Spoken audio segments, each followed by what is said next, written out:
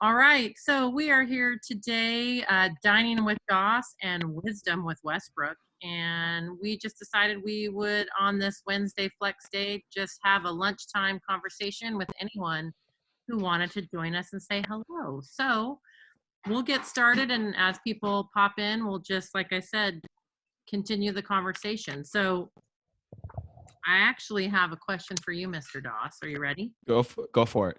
All right, so my first question for you is, can you tell me one of your happiest moments at Clayton Valley?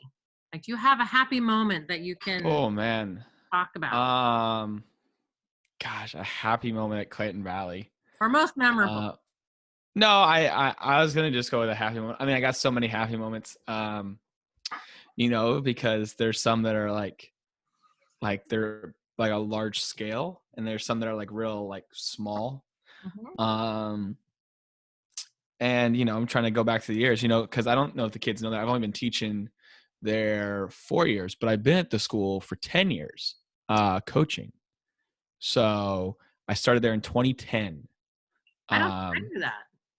Yeah, I was 22 Oh, good. when I started. Yeah.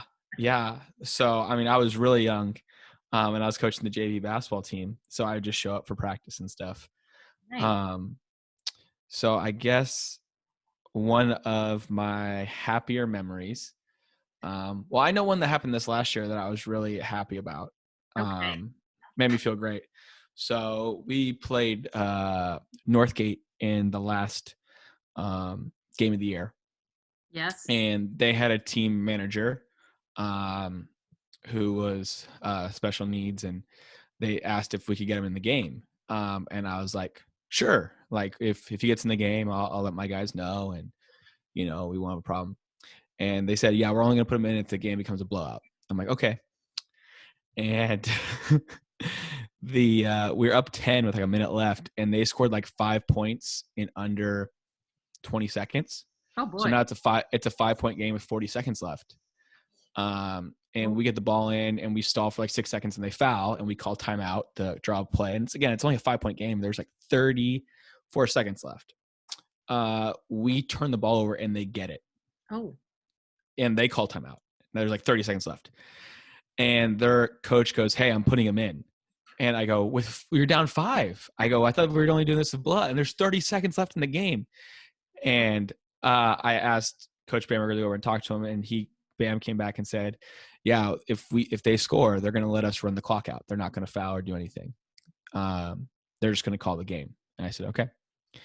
So they get the ball into him, and he shoots and he misses, and our guys get the rebound, and our guys pass him the ball. And he misses again. And then our Quentin Mollick again gets the rebound and passes him the ball, and he shoots it at the buzzer, and he makes it, right? And so all our players and all their players ran on the court, and everybody's happy. But my happiest moment from that was not that moment, even though it was really cool. It was 3 days later. I got a card from that kid and his dad, and they just wrote me about how like special that experience was for both of them. And I just broke down at my desk. I was just like bawling. I was like, oh my gosh, like it's probably been the coolest moment of my coaching career. And it happened to a rival team, so it's really weird. But yeah, I mean, that was a pretty happy moment for me. And happy for that kid too. I don't know the kid. I've never met him. I talked to him a little bit after the game.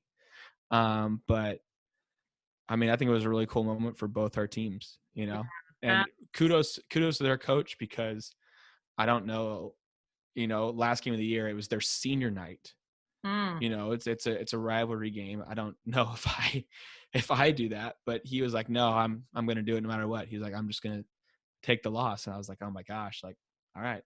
So, but it worked out. It was best moment by far this year. It was great. That's amazing. Hey, I see some kids have popped on. So if there's any kids who have any questions for myself, Mr. Doss, or just want to stay high and listen, whatever you want to do, but you can unmute your mic if you want to say anything or hang out while we just converse. Oh my goodness. Lauren's on here. Unbelievable. And Marwa. And Jordan, I see you, Jordan. Yeah, they're hiding. All right, well, Yeah. I'm going to continue with my questions. Go for it. If anybody else has questions, just throw them out there, but go ahead. All right, so can you tell me about someone who has had a big influence on your life, and what lessons did that person teach you? Like, what lessons, and who is it? Oh man, I got so many people. Right? I don't know how I can pick just one. Mm.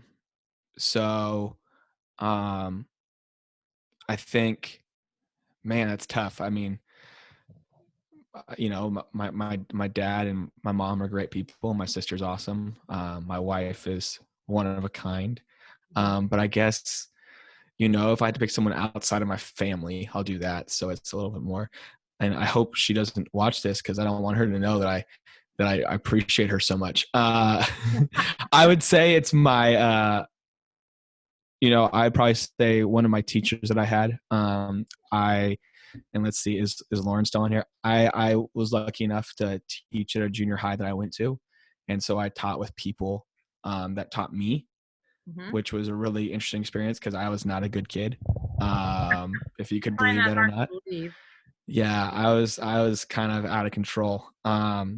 And I would say for me, it's my teacher, Mrs. Kukla, because she was my history teacher. And I feel like I can hear Lauren laughing through the mic. And Mrs. Kukla, for me, is just like, you know, she was my history teacher. And when I first got there, we taught history together. So it was great then, like turning around and learning from her. You know, we stayed in contact when I went to high school and when I went to college. So going back to the work with her has been really awesome. But yeah, she's someone that had a big impact on my life, and she's helped me out a lot. And she's always encouraging me to go do the next thing and to try and put myself first, which I don't do a whole lot. I'm always about my students and trying to figure out what works best for them. Okay. Because I feel like the best teachers do that, right? I mean, you're like that. You're always trying to figure out how do you make things better for the kids, you know? Yeah. Well, it's we're there for them, right? I mean, that's that's the only reason that we're there. So I'm going to ask you a basketball question. Are you ready? And my two older boys are in the room making a lot of noise, so it'll be interesting to see what their response will be. Okay. LeBron or Jordan? Oh, they started laughing right away. Look at that. Did you hear that? Yeah, I did. Yeah. So for me personally, you know, I was born in the late 80s. Yes, you were. And I grew up in the 90s. So I would say, you know, Jordan in my childhood, I don't think I'd ever see anything like it. And, you know, it's tough when you compare LeBron to him because it's two completely different games. But I'm just, I'm a strong Jordan fan. So it makes me a little tough.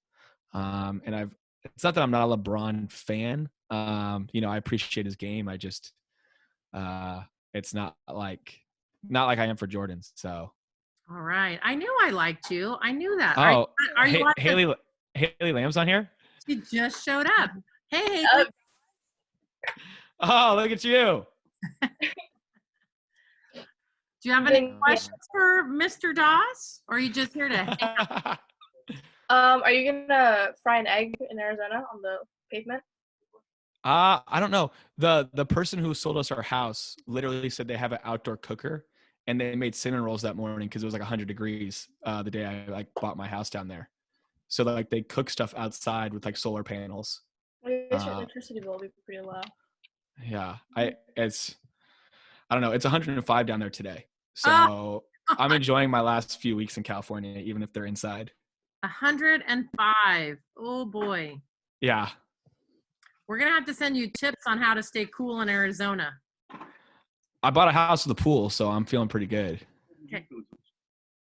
Very, very good. All right. So we decided you're Jordan over LeBron. Have you been watching the ESPN show by any chance? We just started watching that. Yeah. Oh, The Last Dance is fantastic. I watch it mainly because it's more of the, I watch it more for the, you know, the social aspect of just like how people respond to them. I find it so fascinating, you know, because it's internet. It's kind of pre-social media, and just kind of the impact and craziness that people had around them. I like all the like little stories, like in terms of like, you know, Jordan with this shoe deal and how he really wanted to do Adidas. Like I never knew that. I didn't hear That was like mind blowing to me. Oh my goodness, Quentin's on here. I can kind of see, I can see his hair. Someone hasn't gotten him a haircut by now. Dear God, let Clayton cut your hair. Oh boy, can you imagine? Oh my. Oh, where he's moving us. Oh, he's got a Stars jersey. Look at this guy. Excellent. Oh my goodness. There we go. Yeah, now I can see him better. Yeah. Oh, he does. He has his hair in a tie. It's tied back. Yeah. Looks very nice.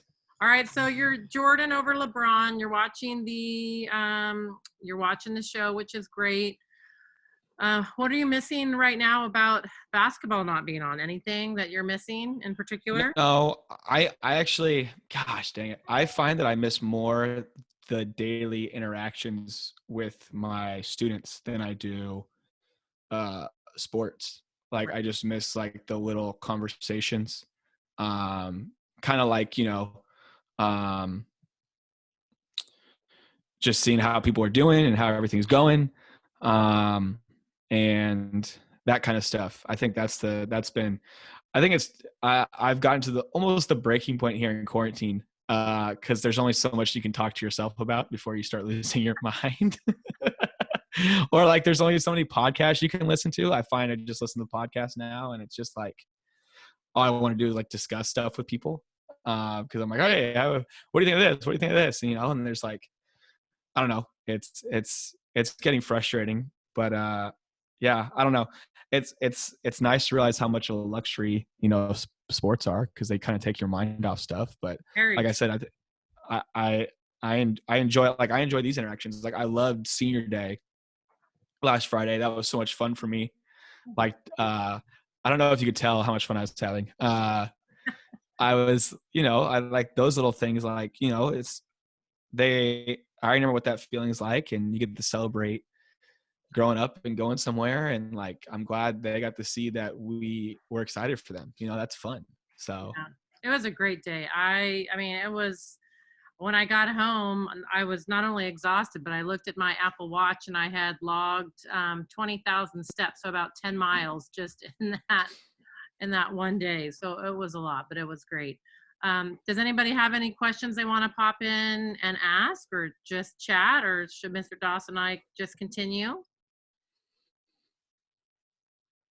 All right, I'm just going to keep going down. Doss, go for it. Any questions? You want me to just keep going down my list? No, what are you missing most from school? Like, is there like a certain like group of people you miss the most? Is there a certain you know, I can't play favorites. I mean, I can't. I'm leaving, so I'll go for it. I really I miss my 0 and first periods, because they start my day probably 0, 1, 2. Okay. So everything before break. Sorry if fourth period's on here, and third period. Is there anybody from that? No, it's just okay. Yeah, 0, 1, 2 is what I miss, because they all brought like a unique energy, and I'm a big morning person. Yes, you are. And my new school I'm teaching at, they start every day at 7:30. Nice. That's first period. But they get out every day at 2. There's no block days, so every day it's 7:30 to 2. Yeah, that's nice. Yeah, it's for they beat the heat that way. So that's just all sorts of wrong, right? I mean, like, you have to start early so that you avoid the heat. I mean, that's nuts. Yeah, I know, but I'm excited about it. I mean, the sunrise is there like 4:45, 5 o'clock, so it's not too bad. I think it's a little bit later. It might be like 5:30, but yeah, no, I missed those classes, I think, the most. They had good questions. They're fun to interact with. Yeah. Good kids in them. So like I said, they each kind of brought their own different unique energy to the day. Right. So yeah. No, I mean, in all honesty, like, I miss all of my classes because each of them brought something so different. I don't miss all my classes.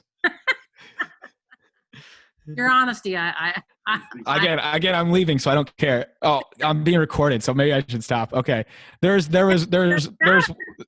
one class I don't miss. I'm not gonna say who it is, but I'll just say that. Okay, that's totally fair. Okay. Yeah, no, I do. I really miss the interactions with the kids. I mean, being at home with the family is great. Like we have a lot of fun, but there's something about seeing the multitude of kids that come into F2 that I totally miss. So, and that you just can't replicate that. You just can't. And if I were to have to teach online, I would quit teaching. Like there is no way in hell I Oh would yeah. ever I teach online. I wouldn't. I think you're like me. I didn't get into teaching to do the online thing. I got it into to do the human interaction thing. Yeah. This is I'm not good at teaching online. So, hey, I have a question in relations to teaching. So, Okay, go for it. when and why did you become a teacher? Like, why and when did you decide that you actually wanted to be a teacher? Like, Okay, is Lauren still on here? I think she'll like this story. So, yeah. I had been coaching, and like I said, I had been coaching throughout college to pay for books and everything. And so I was at San Jose State the last few years, and I would drive to Walnut Creek to Berean every day to coach, and then I drive back. And I was doing like 18 units. I drive up, do my practice, eat with my family, and then drive back to San Jose. And so my last year of college, there was a coaching change at Berean, and Clayton Valley called me like right away and said, "Hey, do you want to come over to Clayton Valley?" And I was like 22 years old, and I was like, "Yeah, sure." And I had no idea what I wanted to do with my life. I just knew I kind of wanted to coach, and I was trying to talk to some of my buddies who were kind of in the same field, but they were all like had big aspirations of like coaching the NBA and college. And I was trying to figure out how to make this high school thing work. Mm. And my old principal at Tabernacle, his name is Vern Taylor. Vern Vern? Vern randomly saw me at In Shape playing pickup basketball, and he said, "Hey, do you want to teach?" And I said, "No." And I walked away. And he called my mom and told her that he had an opening for a teacher and that I should consider it. And my mom talked me into going over there. And yeah, the rest is history. No, I loved it. I mean, I loved every minute of it. I mean, I didn't know what I was going to do because I mean, I was a history major. And I mean, there's only really two professions you go into. You teach or you become a historian. And I was not going to do either of those. So I kind of knew I was going to be a teacher. I just didn't want to get started so soon. You know, I just kind of wanted to keep coaching for a little bit and see what I could do. Mm-hmm. But as soon as I started teaching, it was just like instant. I enjoyed it. So I always make sure I thank Mr. Taylor because he gave me my first job.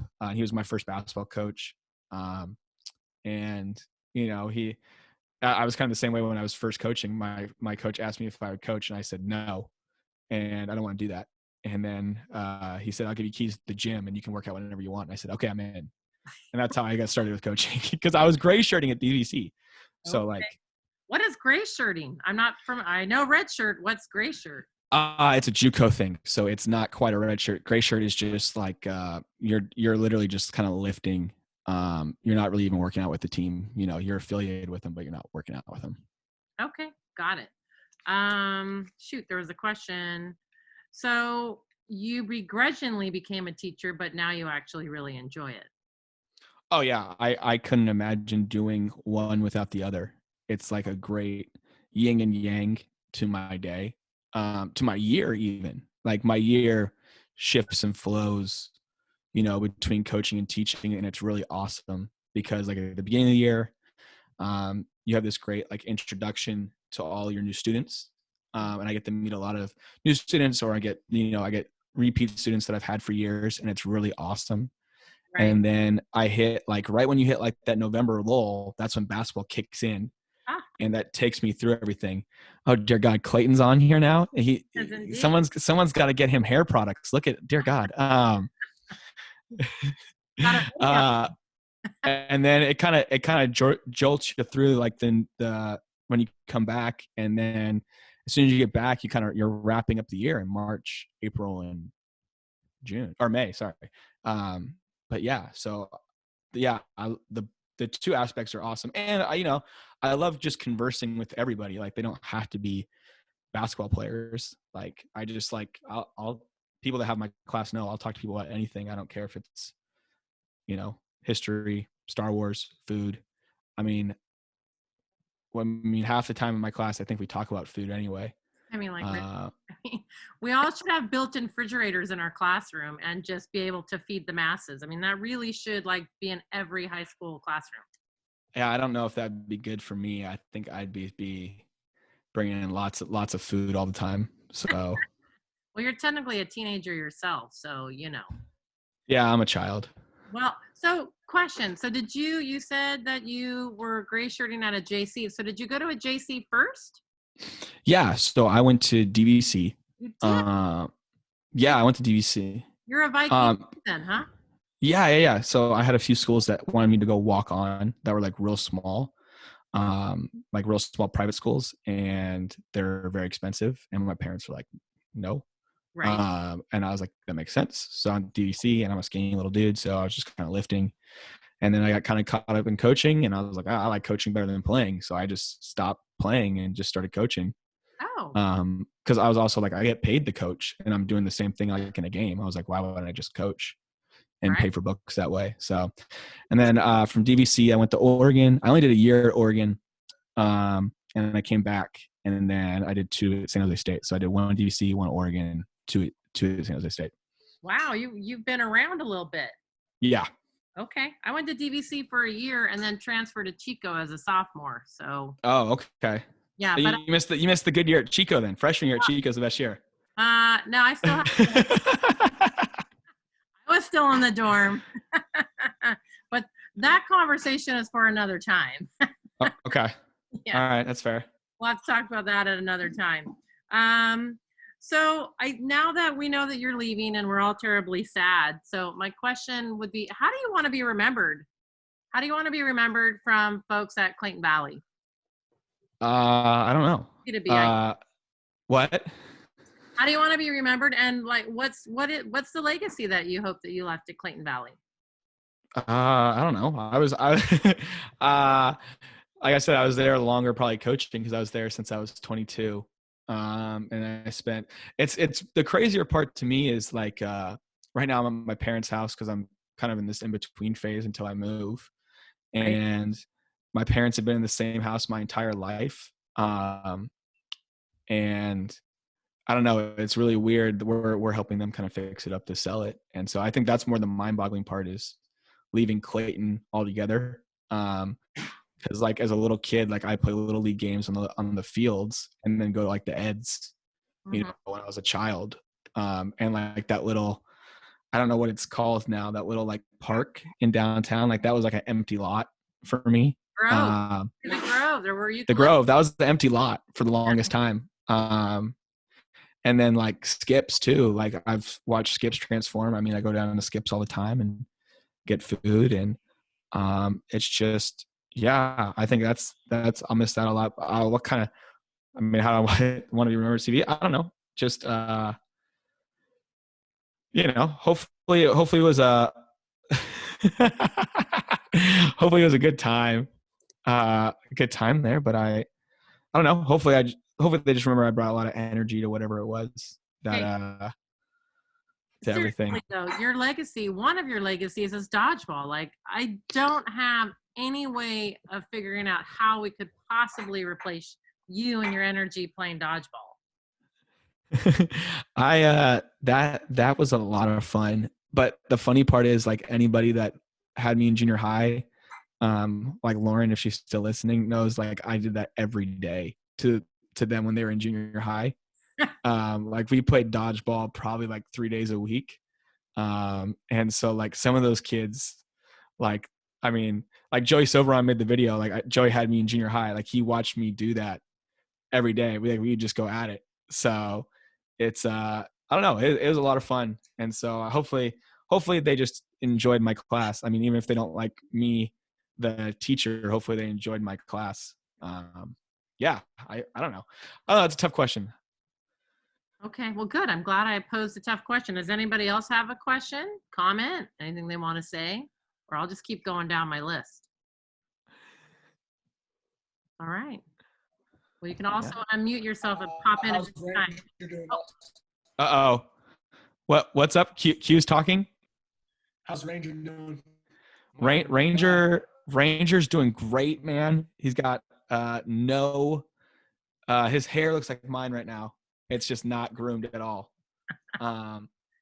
So Q, we starting with a little like what we got, a little chin strap here. What we got going here, dude? I'm trying to grow out as much facial hair as possible. Oh, that's adorable. Gotta go out. We're gonna go. Yep. So by the time we go back to school in August, it will be filled in. Hopefully. I like it. Oh, that's funny. Olivia, did you have a question? Nope, I'm good. All right, just checking. Just want to make sure no one's feeling left out. So here's my question then. Do you have any regrets? Oh man, that's a good one. Mm-hmm. I don't know. I think, oh man, that's a tough one. The only thing that I can think of is my first year at Clayton Valley. And I don't know how much I've told the kids this story was, I think I got there a semester before you. Cause has Jeff always been your principal when you were there? No, I was hired by Mr. Eben. Oh, okay. So I think, never mind. I think you must've came, and then I came at that semester. Okay. So I came actually 2 weeks into the semester for Ryan Reynolds. That was the guy I was taking over for. No, I didn't. He was the defensive coordinator on the football team, and he got a job at Clovis East. And so he left to go, and that's his hometown. That's his alma mater. So he trained me for like a week. I shadowed him. But the weirdest part, my biggest regret was like, I first interviewed with Eben. Okay. And then he was like, yeah, we'll give you a call. And then that winter time I interviewed with Gaffney. Oh yeah. With Dr. Gaffney. And we basically got done. And he was not a big fan of me.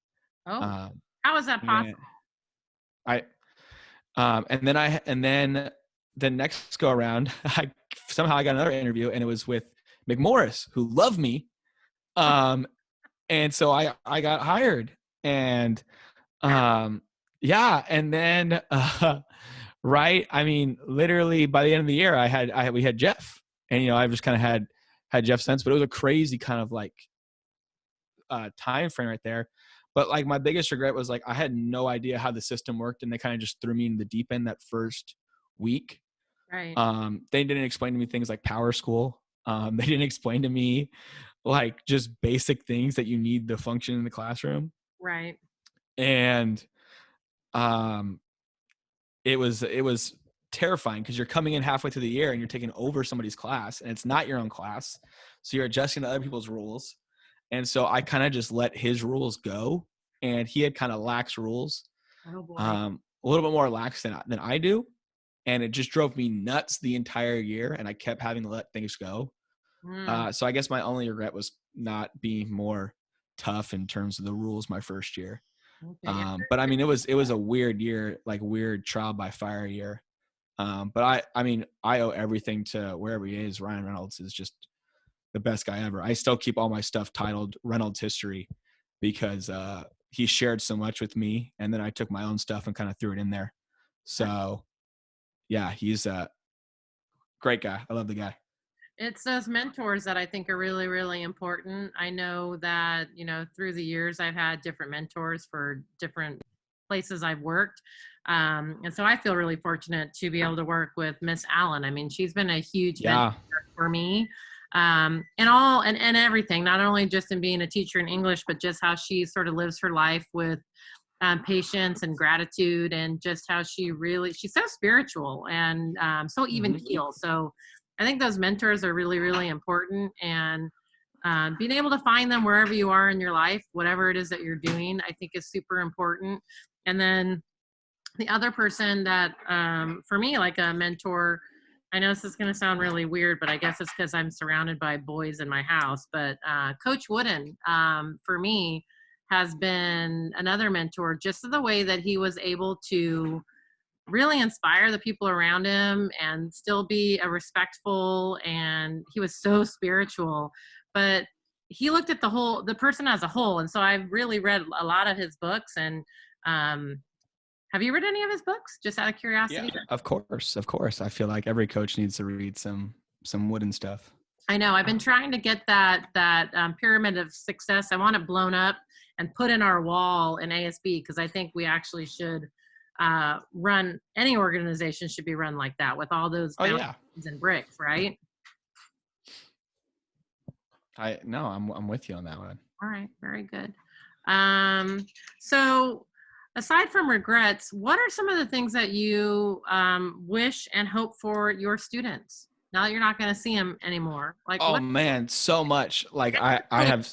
And your players, like your players as well. What do you hope for them? Oh man, well, I mean, like my students, like I was thinking about this today in the car, because like I was just thinking about like a few of my classes, and I was like, man, I got like I said, like my first few classes in the morning, I got so many great kids, and so many great memories. So I was kind of going through like each period, and like just trying to like remember my favorite memories from each group. Right. Because they each have their own unique style and personality and energy. And like my 0 period they're like such a, they love, well, I went to the whole class. I would say just a small group of people love playing Name That Tune. I'm sure Haley knows exactly what I'm talking about. But I enjoy like that pocket of people playing Name That Tune, and then everybody else acting like they're playing to just like entertain those people is the funniest thing ever. And then also with that class, I loved my seating charts, and how I would sit people. Yeah, see, Jordan liked that game too. No, they were fantastic. My first period was really awesome, because of, I mean, that was probably my best sophomore class ever at asking questions. They were really good. I was really impressed by not just like, there's a few people that asked really good questions, but the whole class in general was like really good. And then my second period was like, they were probably the biggest story group of the bunch. Like they just wanted stories all the time. Right. And then my fourth period, I'll come back to you third period. Yeah, they weren't on your top list, so I don't know that we need to go there. Well, that's how the year ended. Fourth period, we have this thing in my class called trials. And it's basically like when you want somebody to stop something or you don't like a class rule, you can petition it and put it on trial.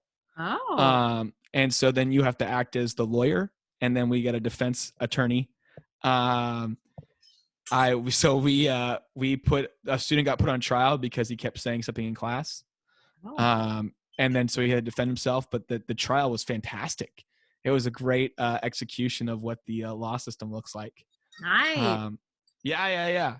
So, and then randomly my third period, for as much as like sometimes we didn't get along, they were the best class discussion group in terms of like their opinions maybe ever. Like they just went at it, and there was like disagreement like none other, but like they were just good at like listening to each other and just flat out being like, nope, I don't agree with you, and here's why. It was really good. It was really good, so I need you to elaborate on the Name That Tune game, because I am known for, of course, the music genres will be a lot older, but I'm pretty awesome at Name That Tune in my family and friends. I might have to incorporate that. Tell me about it. Yeah, I'll tell how it started. So how it started was, it started off with a lesson. I got this lesson from a buddy of mine who was like, hey, have you ever taken the lyrics from a few songs and then broke them down in class to talk about historical events? And I was like, no. And so he sent me a few, and French Revolution was coming up. And so we were looking at Viva La Vida by Coldplay. Nice song. And kind of breaking down the lyrics and how they compare to Louis XVI. And I was like, well, if I just throw this on, there's no big aha moment. So I go, I'm going to first play a bunch of songs and see how many songs kids know. And so then I started playing like songs with like historical meanings, and the kids knew no songs. So I got pissed, and I just ended the lesson right there. And we just played songs the rest of the period. Nice. From like across all genres and all time. And we kind of and they have 10 seconds and then they write it down, like do a little board and they hold it up. And I just said, you know what? No, I'm doing this more often. And so I started just doing it more often. And it kind of started really with the world history because we do it for the French Revolution. But then it just kind of my juniors, my zero period, I had a bunch of them as sophomores and they loved it. And we only played like a few times. So anytime there's like a little 5-minute span, we play Name That Tune. And then like I'll literally put my phone on shuffle and just play the first song that comes up. So any genres a go. Okay. Lots of Disney stuff on there. People get frustrated at it. I can see Haley smiling. A lot of Disney. What? There was a year I taught real little kids. Yeah, weird times. I mean, I've taught every grade level. I taught 4th grade for a year, so I taught elementary. I taught junior high for 5, and I taught real little ones for 1, and then I did high school for 4. So it's like I've done it all. So what was your least favorite grade then? Fourth grade.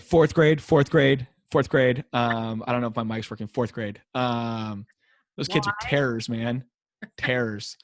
Great. Oh my gosh. They're just, I can't even, yeah. Oh my goodness. Yeah. Yeah. See, thank you. Okay. I'll tell that story since Haley brought it up. So this is one of my favorite 4th grade stories. Okay. My 4th grade class used to bully me so bad. And we laugh about it because the kids who did it aren't all going to be, it's the junior class going to be seniors next year. That's the class. And so you probably know a few of the kids. And if he watches this, he knows exactly what I'm talking about. Because I told the story and then he came and found me. He was like, hey, you told people that story finally. I was like, yeah. So when I first started teaching 4th grade, again, I was kind of a long-term sub. And I had this really nice laptop bag that I would bring to school with my laptop in it. And because I was a sub, on mobile. And so I came with the laptop in this nice bag and I walk in and this kid goes, oh my gosh, you have a purse? And I'm like, no, it's a laptop bag. He goes, it's a purse. And all the other kids are laughing and I'm getting like furious. He goes, purse. And all the kids start chanting with him. I go, hey, next person who chants is losing recess. They'll get quiet. The kid goes, he's got a man purse. He's a merce. And they'll go, merce, because they're not chanting purse. And I go, stop it. And they go, Mr. Merce. So they called me Mr. Merce for the rest of the year. Oh my God. Those 4th graders owned you. Yeah, that was Lucas Linkhart. I don't know who that is. I'll find him.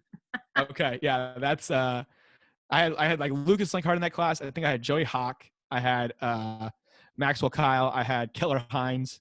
I had a whole bunch of kids in that class. You still remember their names. Oh no, I know exactly those kids. I think Marlena King was in that class. I had a bunch of people that believe me, that was that was tough. And then the other one, when I taught kindergarten, the kids found out one day that I could juggle. And that was the worst thing ever because then like every time there was multiple whatever, all the kids would be like, juggle. And I'm like, what? And like they would stop whatever they're doing and they'd all circle around me like kids at a homecoming dance, and they'd all circle around and then they just demand that I juggle whatever it was. And did you? Sometimes there's no way I could juggle stuff. Like I don't know what there was. I forgot what like one time it was like scissors and I was like, no. And the kids were like, yeah. I'm like, oh my gosh, animals. Imagine that, sweet little 4th graders. Man, dude, they were mission projects too. I had to grade like one of my first weeks. I had to grade mission projects. I had no idea what they were supposed to do. There's no rubric for me, and the other 4th grade teacher's like, oh yeah, you got it. Sure, okay, I'll get right on that. And I was like, is this good? I don't know. This kid made it out of Legos. I'm gonna go, yeah, sure, it's good.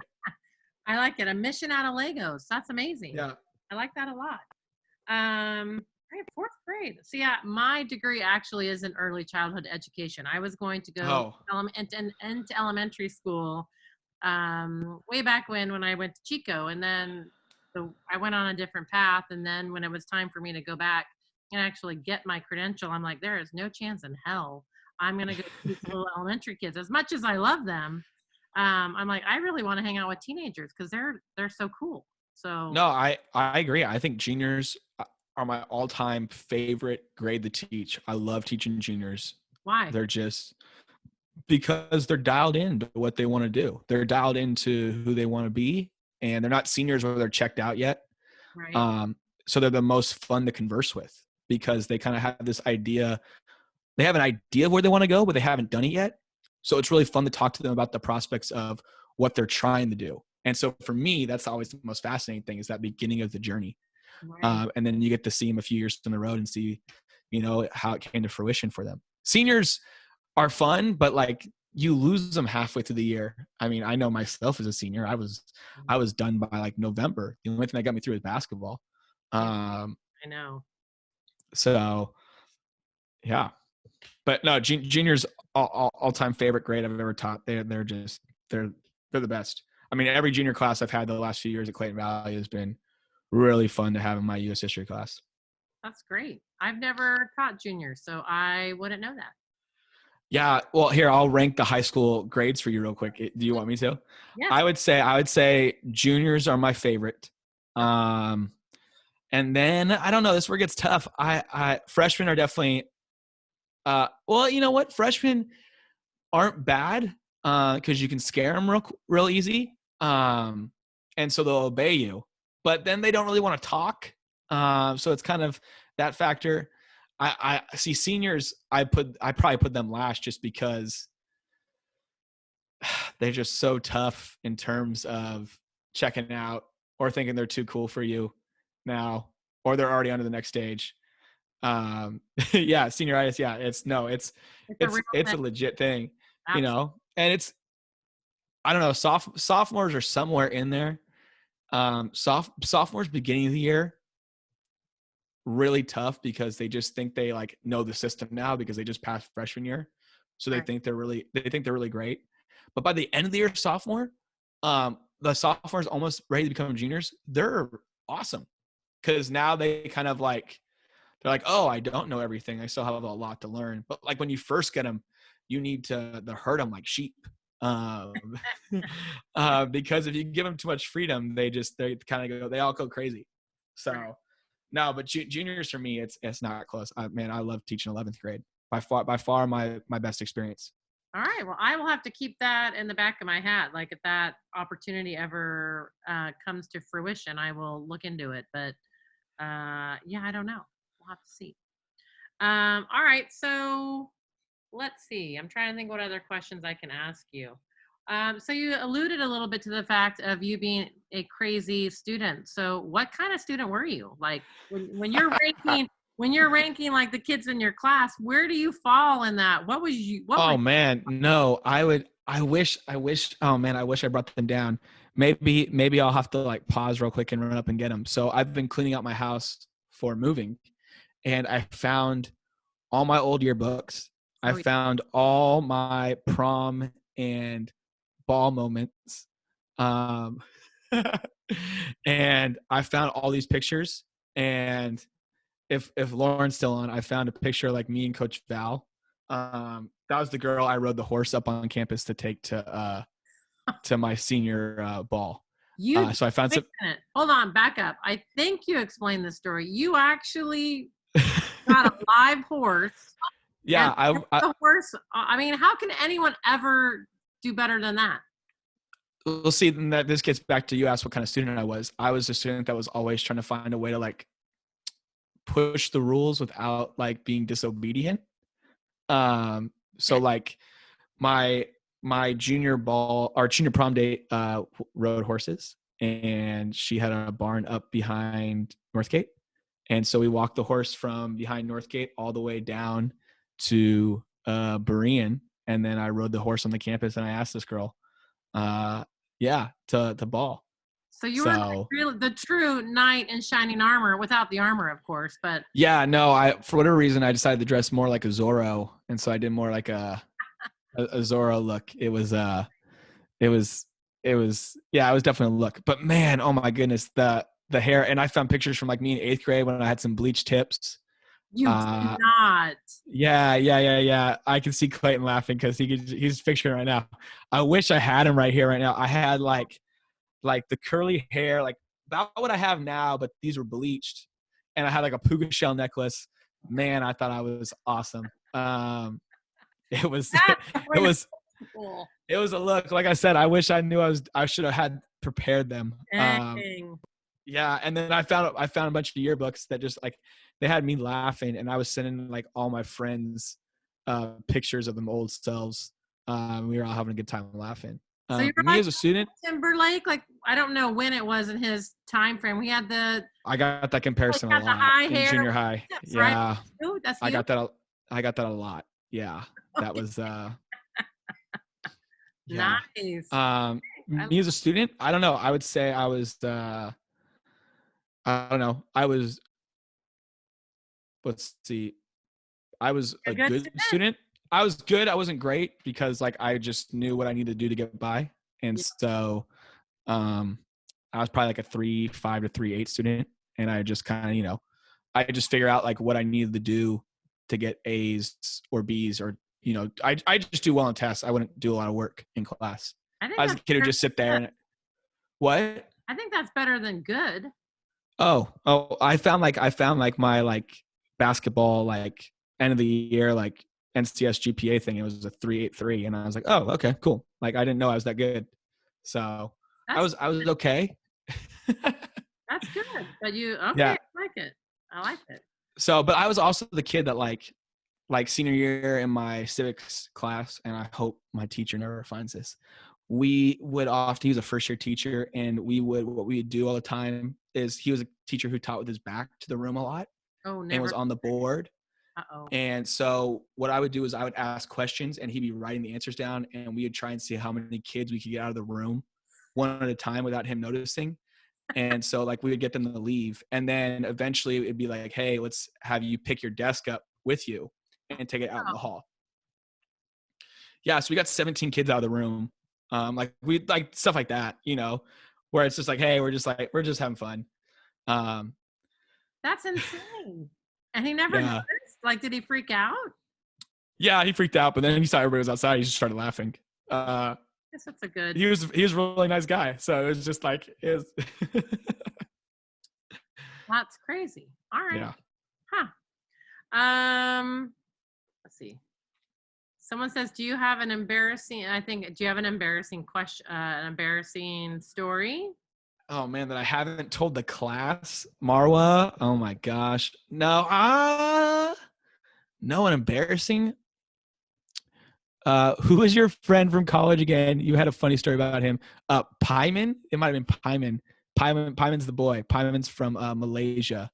I had a roommate from Malaysia. Great guy. He was supposed to come to my wedding, couldn't make it. Yeah, he got that's a different story. I don't know if I have any ones I haven't told. I don't know. There's I'm trying to think real quick. I mean, was this in San Jose State? Yeah, and Oregon too. I had some fun experiences. I tell the class about some of my funner times. Sorry, English teacher. I know that's not a word. That's okay. Thank you. No, I mean I haven't. No, I think I told you guys all the good ones. So, okay. But yeah. So, if you had to choose Oregon or San Jose, like which out of those two, what are the best? Which is the better one? Oh no, I loved Oregon. We had like there's just weird circumstances that surrounded kind of my time at Oregon, and just I wanted to be closer to home. Okay. So yeah, going out of state, and San Jose was so close, and I knew I could get a job down here. And San Jose was also great because my best friend from high school went to Davis, and he transferred to San Jose State for his major. So I roomed with him. And he was my best man at my wedding. So I lived in a great with a great group of guys at San Jose. So give me more crazy girlfriend stories.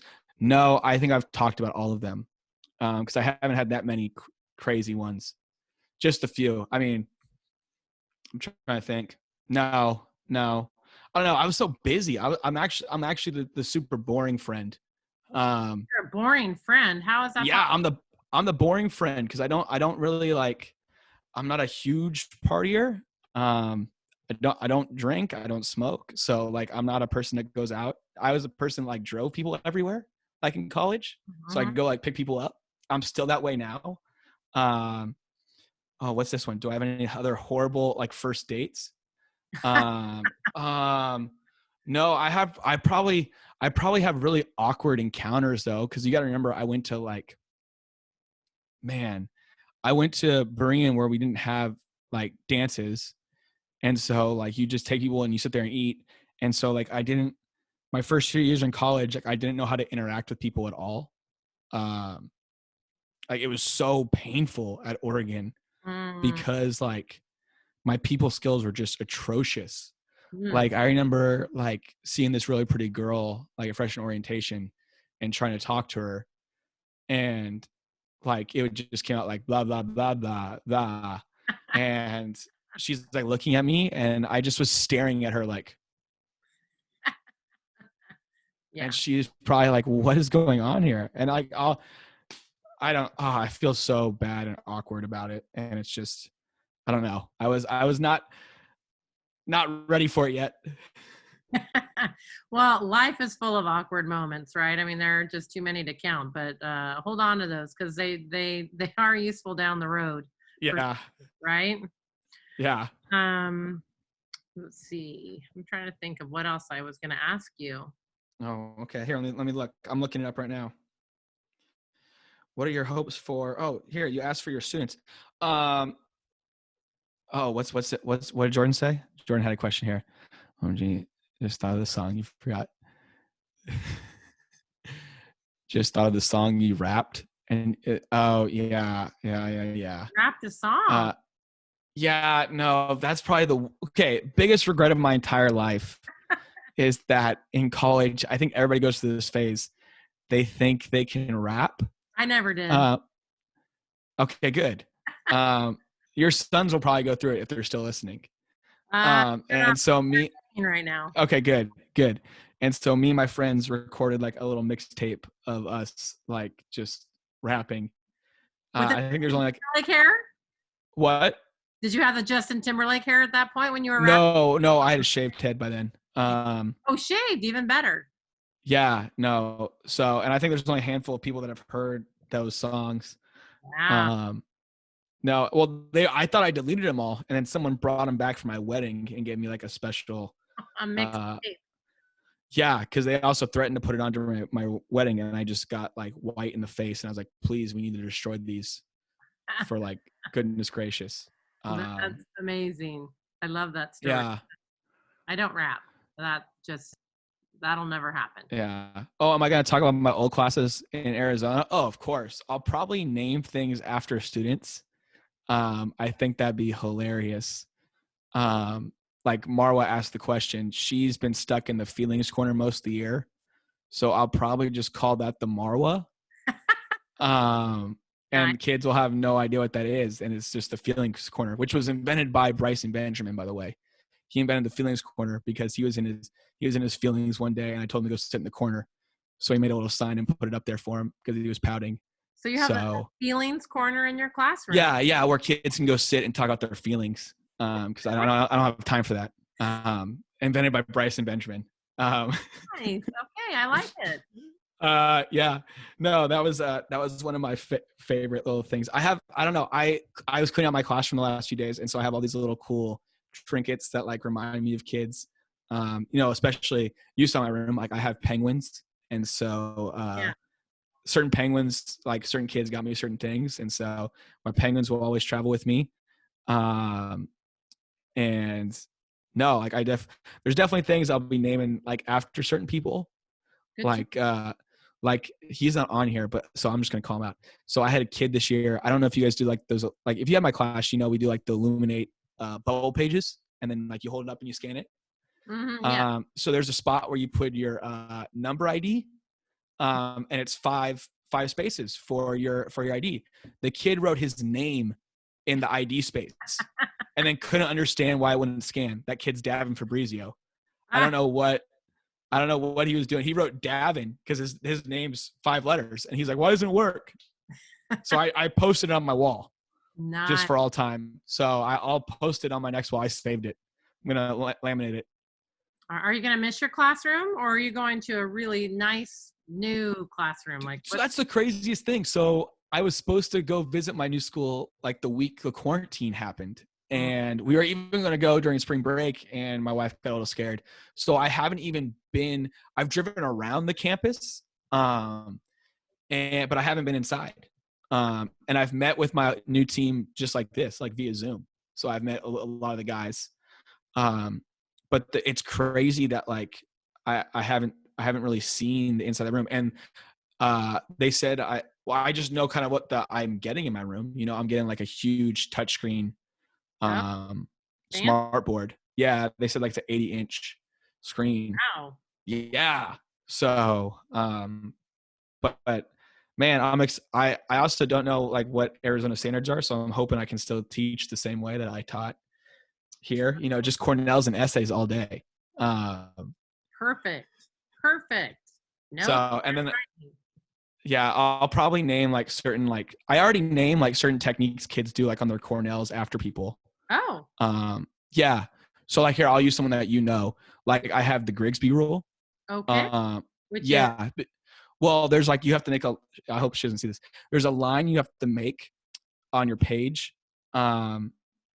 And she would gradually move that line. It's supposed to be like a third of the way. She would gradually move that line towards the middle of the page, making it like halfway to make it look like she wrote more. Right. And like, I would always be like, you need to move the line back. And then she'd be like, but I already wrote it. So I would just give her stamps. The other one is the Kenny Murphy rule where you just write really big. Oh yeah. You know, and it's like, she wrote so big that like she could write 6 questions and it would take up 2 pages. And I was like, oh my gosh. So I have rules after people. So they want to know if you're going to visit. Are you going to visit us? That's the weird part is like, so my parents are selling their house in Clayton. So I like literally in a month, I'll have nothing else that's kind of like keeping me here. Mm-hmm. I'll have no family here anymore. I'm like I was the last holdout. My sister's like going to be 10 minutes away from me for the first time in 15 years. And your whole family's in Arizona, is that correct? Well, yeah, my parents are going to be moving there shortly. And then my wife's dad's there. So I don't know. I was hoping to come back maybe for Dodgeball next year. No, I'd come back. Yeah. I don't know. Maybe I'll come back for a rally if the rally commissioner will have me. Oh yeah, we can pop you out on that if you want. Yeah, you know, I was just I was trying to think of figure out a way. I definitely want to come back just because I want to see my students, because this has sucked. Like I haven't got to see. I didn't get to say bye to people. I know. You know, I just like I got a clean break from everybody. You know, this is the most interaction I've had with people outside of my staff department meetings. They're so fun. Yeah, you know, those are great. But I mean, I miss saying goodbye to each class. I think I was planning on filming like a little video for each class. Oh, cute. And just saying bye to them that way. But yeah, I'm trying to figure out how I'm going to come visit. I don't know when it will be. But maybe homecoming, like come to a homecoming game. You can come to the homecoming dance, and you can be like the ambassador or something. Again, I went to a school without dances, so I'm not a good dance chaperone. I don't know what's appropriate, and nor will I ever go to a homecoming dance. I know what happens. I'll pass, hard pass. Thanks, I appreciate the support. I was all into the worst part is, and I think I told my juniors this. I was like, I'm all in for chaperoning senior ball next year. And I told them that like in February and March. And I literally was. I was like, oh, I'm all in. Let's like senior ball. I'll do it. I've never chaperoned anything. Let's do it. And then I was like, and then this came up and I was like, oh, I guess I'm not going to be. I know you got rested. Chaperoning that. Well, surprisingly, it's already almost 2:00. So I have just one more question. And then we'll let everybody go. I'm going to read it, though, because it's a little long. So let me read it. Give me a quick question. says, for future generations of your family and students, is there any wisdom that you'd want to pass on to them, and what would you want them to know? Oh man. Just know in general, future wisdom. Yeah. Wow. Is it because this is wisdom with Westbrook? Well, we got to toss it in there. Yeah. But you have some wisdom. So what would you like to pass on to them? No, I would just say that my thing that I pass on to everybody is just like, I know like history is not the best subject in the world. And I also know that I'm not the best teacher. I mean, there's a lot of great teachers on campus that I admire. But I think the one thing that I try and do every day for my class, which I hope people appreciate, is I just try and bring as much energy as I possibly can to whatever we're doing. And I just try and find a way for people to connect with what I'm doing. It's my favorite thing, is trying to find something for people, find a way for people to connect what I'm talking about to what they know. But yeah, that and just the energy and having fun with what I do, Right. I think there's a time and place for everything. So there's a time to be serious, but there's also a time to just, you got to enjoy what you do. And I love teaching. I love coaching. And I don't think anybody can deny that I have fun doing my job. So, I mean, I guess that's my wisdom is just, you got to find something you enjoy and just, as soon as you stop enjoying it, it just becomes kind of a burden on you. And I think that's how I've been able to have so much energy the last few years is just, I truly enjoy coming to my classroom every day. And I enjoy my classes, even though I joke about like, I miss this class, I miss this class. Like I miss them all because I just enjoy, again, the interactions. Cause a lot of times I think what the kids don't realize is that, my energy isn't necessarily always me. It's like the energy that I feed off of them. Like there's certain days that I know that I have to pick them up because you can just see on a kid's face whether or not they're having a good or bad day. And then there's a lot of times where I don't know if kids know. I mean, they probably know with me, but they pick me up a lot more than they realize. And with their energy and their kindness and their questions, and it's like I said, it's that kind of give and take that has, I don't know, that I think made my classroom successful the last few years. And just it made it really enjoyable for me to teach a lot of them. Was, not just me helping them, but them helping me or having conversations about, just life in general. So I don't know. I hope that answered your question. It did, and I appreciate Okay. that. And I want you to know that you've been a huge impact on the campus. I know we're all going to miss you. I know I'm going to miss your energy, and just your enthusiasm is just so inspiring. So before we sort of click out of here, is there anybody who wants to say anything before we go? All right, I'll take that silence as a no. Oh. I just want to ask, what was his favorite thing about second period specifically? Okay, go for it. Oh, what's your favorite thing about second period specifically? Specifically about second period? Are you trying to get me to say you? No. Second period was always just real. Second period was probably, they scored the highest on a lot of stuff collectively. Because we're the smartest. I didn't say that. I didn't say that. Yeah, because my zero period will get real defensive real quick. No, second period, like collectively really smart, but like really quiet and obedient. So like I never had to raise my voice in second period. Like I never had to get mad or angry. Like second period was very like just matter of fact and just did their work. And it was just like that I really appreciate about a lot of those kids in that room, because, I never had to get on you guys about like phones. Like you would have your phones out, but you'd be doing your work. Like, how can I ever get mad at that? And you guys had the highest turn-in rate of work prior to Corona, because my first period now has surpassed you. But prior to that, my second period, I mean, they were the best about getting stuff done, you know. And as a teacher, like, people ask me who my favorite students are all the time. I just enjoy the people that, you know, do their work and I don't have to worry about them. Those are my favorite people. You know, the people that I'm constantly tracking down, you know, I might enjoy them as a person, but they drive me crazy because I just want them to do so well. People that I don't have to worry about, awesome. You know, they've already figured out half the battle. So, and that's what I appreciate about second period. Awesome. Got it. Yeah. Anyone else? Well, I will miss you very much.